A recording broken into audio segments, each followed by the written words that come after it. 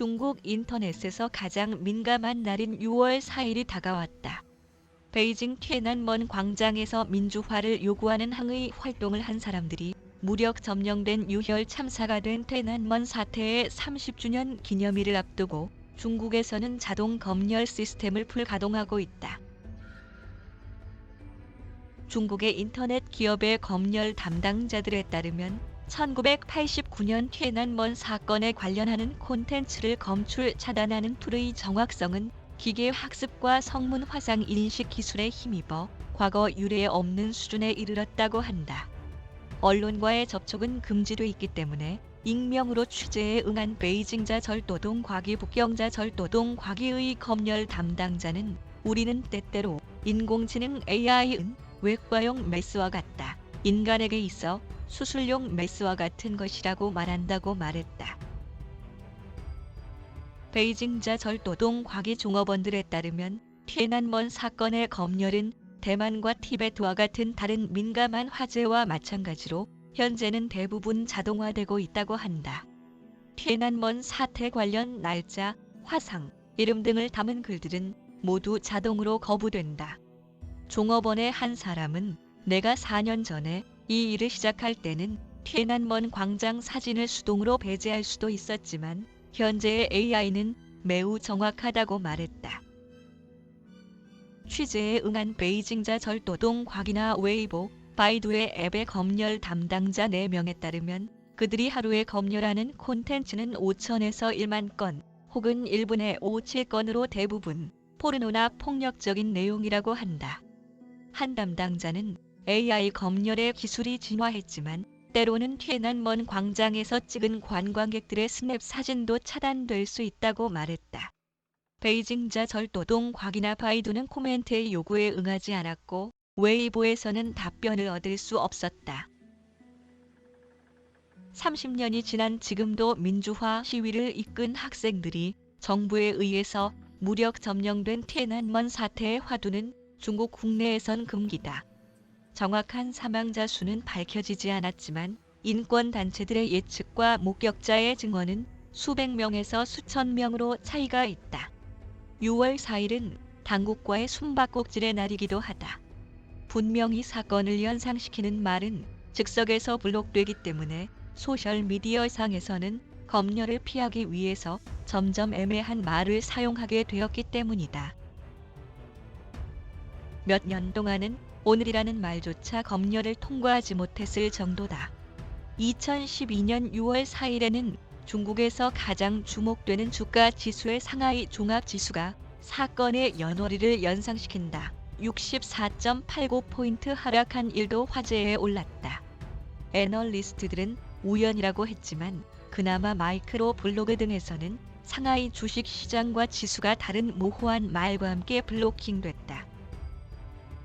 기업의 검열 도구가 정밀화되는 한편 애널리스트나 연구자 그리고 유저들은 기념일이나 정치 이벤트를 앞둔 신경질적인 시기에는 강압적인 정부 방침에 의해 폭넓은 화제의 컨텐츠가 일시에 검열되게 되었다고 지적한다.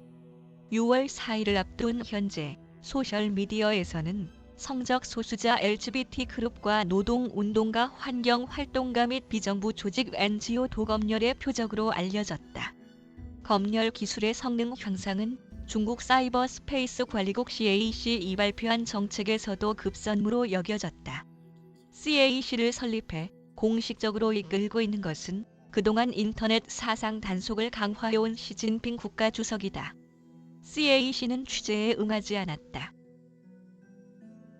지난해 11월 CAC는 중국의 온라인상에서 이의를 제기하는 사람들을 배제하기 위한 새로운 규칙을 도입. 중국 공산당 역사 왜곡 행위에 대해 개인 및 플랫폼이 처벌 대상이 됐다.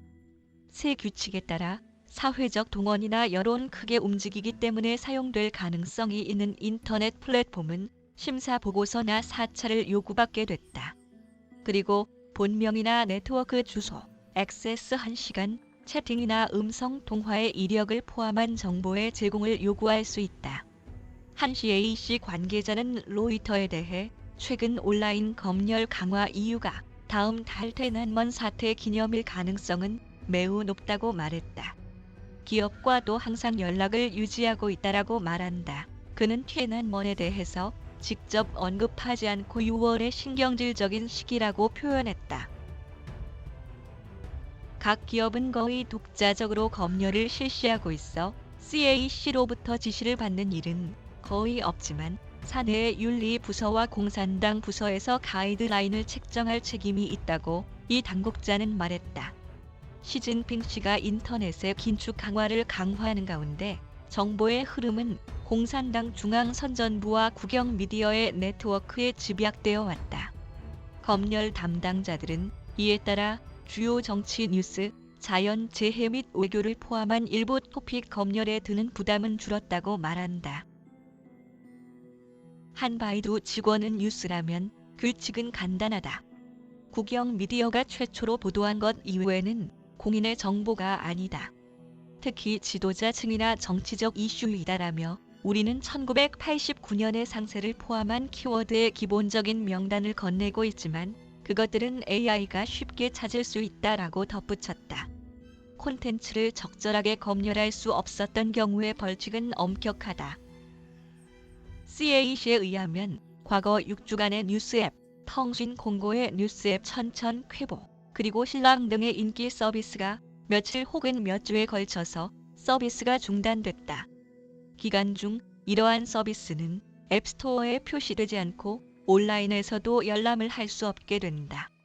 민감한 사안에 대해 온라인으로 정보를 퍼뜨린 인터넷 사용자나 활동가에 대한 벌칙은 벌금에서 징역형까지 있다.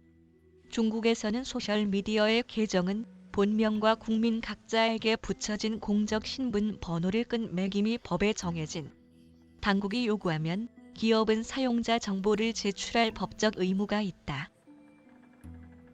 누리꾼 앤드루 후는 아는 것을 공유해서는 안 된다고 이해하는 게 당연해졌다고 말한다.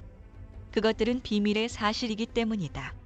베이징에서 일하는 후 씨는 2015년 고향인 내이멍구 자치구에서 3일 동안 구류에 처해졌다. 대기오염에 대한 코멘트를 관계없는 사진과 함께 웨이보에 투고한 것인데 그 사진은 티에난먼 사태를 암시하는 것이었다.